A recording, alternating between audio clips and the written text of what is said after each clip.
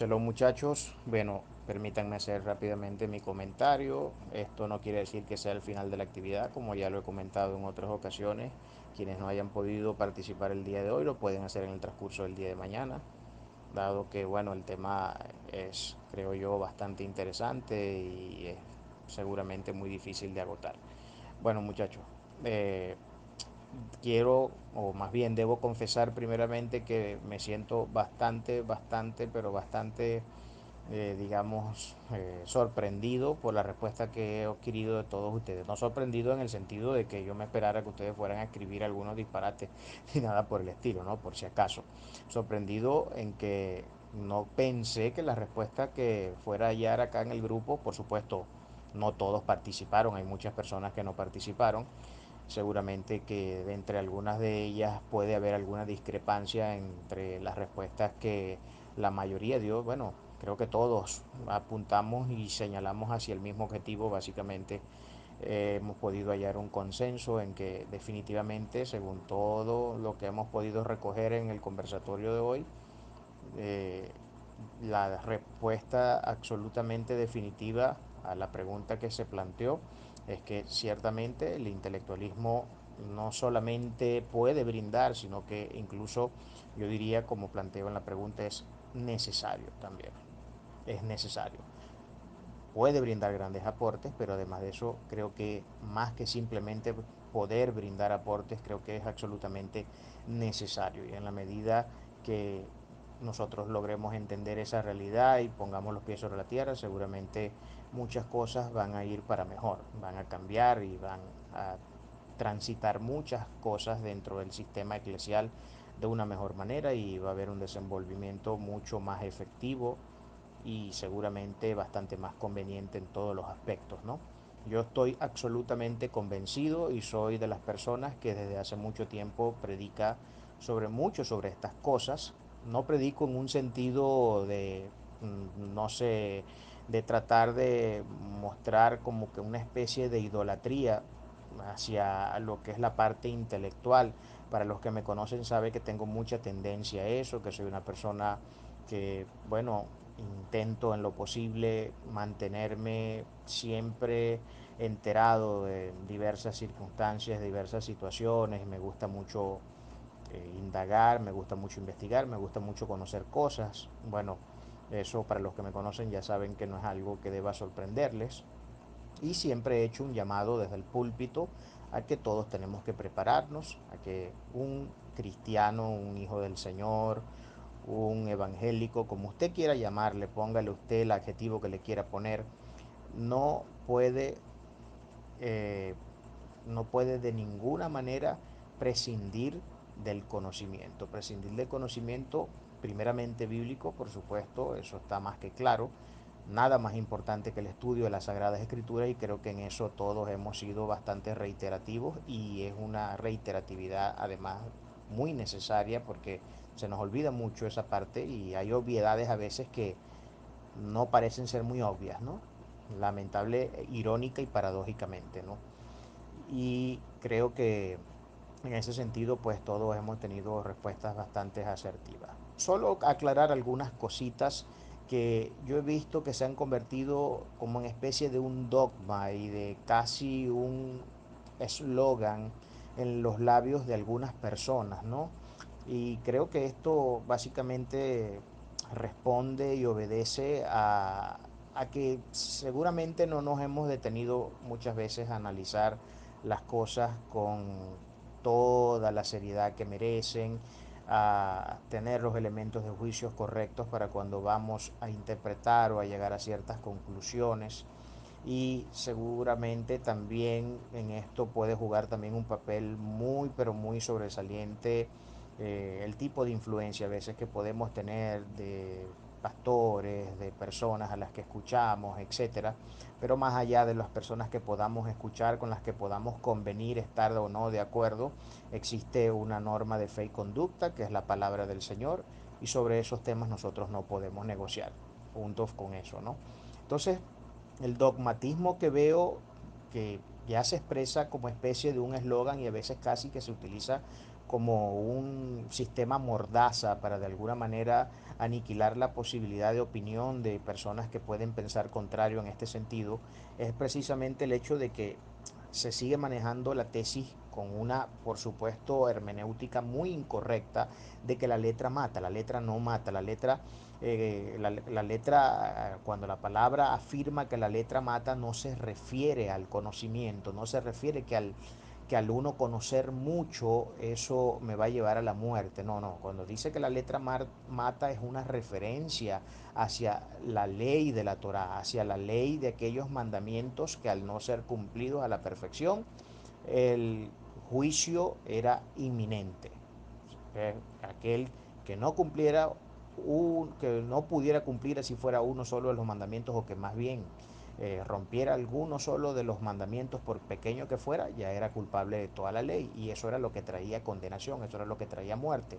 Así que a eso es que se refiere cuando la palabra dice que la letra mata, no la letra en el sentido de conocimiento, de intelectualidad, de inteligencia, de ciencia, en ningún sentido. Si alguno de ustedes ha atesorado esa exégesis en su corazón, o esa interpretación, esa manera de ver las cosas, pues les digo con todo, con toda seguridad y toda franqueza, que es una interpretación absolutamente fuera del contexto de lo que las Sagradas Escrituras quieren decir. Otra cosa que también se escucha casi como un dogma, un eslogan que también se utiliza mucho, y a esto también quiero responder porque es necesario que tengamos claridad en este punto, es sobre el hecho de que algunas personas dicen, si, manejan como una regla, como un axioma fundamental, legislativo prácticamente, el hecho de que el conocimiento envanece. Acuérdense que lo de que el conocimiento envanece no es que sea falso, pero yo no puedo creer en eso como una regla. O sea, yo no puedo decir o llegar al punto de pensar que todo aquel que tiene conocimiento, que todo aquel que llega a alcanzar algún nivel en la ciencia, en el conocimiento, necesariamente tiene que envanecerse per se. O sea, no es el conocimiento per se lo que envanece, es el corazón del hombre que no canaliza correctamente las cosas. Es el corazón del hombre que, bien como lo dice Jeremías, es engañoso, es perverso y es corrupto. El conocimiento per se es neutral en términos morales. Es neutral en términos morales. Yo soy quien decido, de acuerdo a la conducta que se articula en mí, si ese conocimiento lo utilizo para hacer el bien o para hacer el mal. Entonces, definitivamente tenemos que librarnos de esos prejuicios y de esas conjeturas que no nos ayudan mucho a poder hacer frente a muchas realidades que a veces son necesarias, o es necesario que nosotros tengamos que ver más allá de lo que la cultura, de lo que ciertos conceptos, de lo que ciertos paradigmas de repente que son parte del status quo pueden en un momento determinado estar formando, o más bien creando un formato mental donde ya como especie de autómatas pensamos en piloto automático, y no pensamos en piloto automático, más bien debo decir, hablamos en piloto automático. Decidimos en piloto automático, pero no utilizamos mucho la racionalidad que Dios nos ha dado.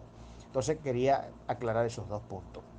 Para terminar, sencillamente mi aporte en esto es que definitivamente mi postura, mi posición es que absolutamente el intelectualismo es necesario, es absolutamente necesario. Es verdad, es verdad que Dios usa al que Él quiere, con letra o sin letra, pero estoy seguro que Dios puede usar mejor y con mayor fuerza al que tiene letra que al que no la tiene. Eso está claro, y eso lo podemos comprobar en la vida de Pablo. Por allí se hizo la mención y se trató de hacer una comparación entre Pablo y Pedro, un hombre que tenía letra y el otro que no tenía letra. Sí, ciertamente, eso es muy cierto. Pablo era un hombre muy letrado, un hombre con mucho conocimiento, un hombre lleno de mucha ciencia, hablaba 4 idiomas casi con certeza. Pedro, por el otro lado, era una persona del vulgo, una persona absolutamente simple, sencilla, desconocedora de muchas cosas seguramente, pero en lo concerniente a la palabra de Dios, era todo un teólogo.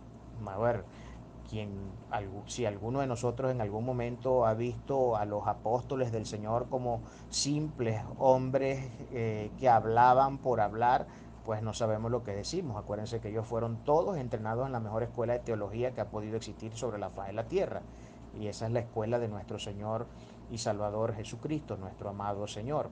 Esa es la mejor escuela que ha podido existir sobre la faz de esta tierra. De manera que ellos no eran ningunos ignorantes. Ellos podrían ser ignorantes en cuestiones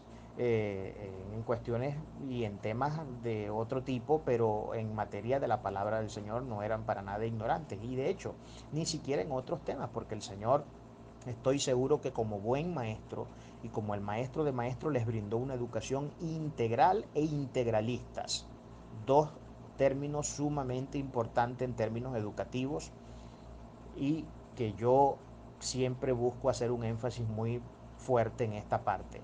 Un, una educación integral e integralista. Integral porque estoy seguro que Yeshua, nuestro Señor Jesucristo, no solamente se limitó a enseñarles palabra de Dios, Él seguramente les enseñó mucha sabiduría. Por supuesto, los evangelios solamente recogen los discursos de nuestro Señor, pero cuántas cosas no vivieron en la intimidad y de cuántos temas ellos no se empaparían escuchando la voz de nuestro amado Señor, de nuestro Dios Todopoderoso.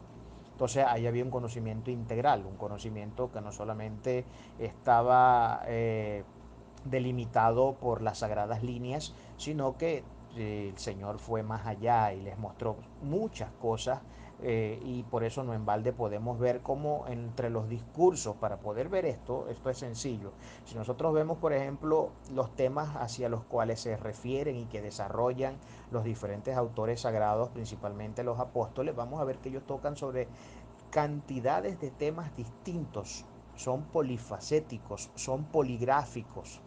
Ellos pueden hablar de política como pueden muy bien hablar sobre temas muy espirituales, pueden hablar muy bien sobre temas mentales como pueden hablar muy bien sobre temas, qué sé yo, de índole más de la fe. Y en eso podemos ver que hay un conocimiento integral e integralista, integralista porque integraban, lograban llegar al punto de integrar esos conocimientos para el beneficio de la predicación del Evangelio. Esto es importante que se mantenga presente y todo pastor, todo ministro, toda persona que aspire el día de mañana a enseñar en un púlpito, enseñar en una célula, enseñar a cualquier grupo de personas o sencillamente llevar la palabra del Señor de casa en casa a través del sistema evangelístico, debe tener presente estos elementos que son muy importantes. Entonces el intelectualismo ciertamente nos da una ventaja que ciertamente no tienen aquellos que no tienen una vida intelectual activa.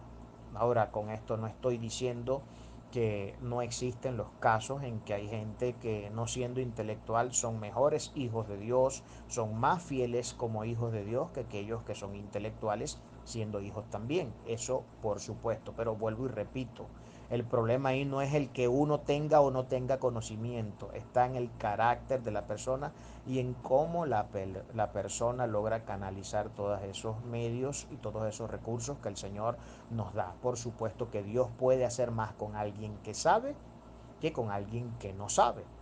Y por eso unos dan fruto al 30, otro al 60 y otro al 100 por uno, porque hay diferentes categorías, hay diferentes grados, hay diferentes niveles. Y allí podemos ver esa taxonomía clara en el nivel de productividad que cada hijo de Dios puede tener para con Dios y para con el pueblo al que tiene que servirle.